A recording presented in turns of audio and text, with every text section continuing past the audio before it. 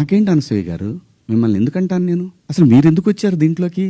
నేను మిమ్మల్ని ఏమన్నా అన్నానండి? నేను అన్నాను, అమ్మా బయట నుంచి వచ్చిన హీరోయిన్లు కానీ మన హీరోయిన్లు, ఎగ్జాక్ట్ వర్డ్స్, హీరోయిన్లు కాస్త ఫంక్షన్లకు వెళ్ళేటప్పుడు కొంచెం మంచి బట్టలు వేసుకుని వెళ్ళడము, మనకి ఎందుకు ఈ దరిద్రం బయట, వాళ్ళందరూ ఎగబడతారు. నిన్న మనం అక్కడ చూసాం కదా, మనం కొత్తగా చూపించేది ఏదైనా తర్వాత ఒక పదం వాడాను, విచ్ ఈస్ రెడిక్యులస్. ఇంతకు మించి నేను ఏ తప్పు చేయలేదు, చేస్తే క్షమాపణ చెప్పడానికి వెనకాడను.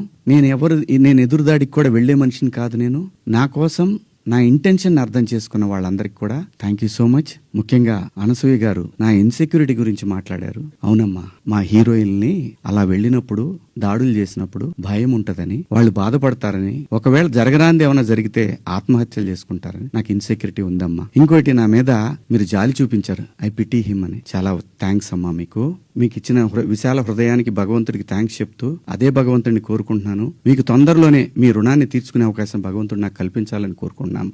అంటే ఎవరన్నా ఆవిడ్ని ఎక్కడైనా ఇబ్బంది పెడితే ఇది తప్పురా అని ఖండించడానికి నేను కూడా వెళ్ళాలి అని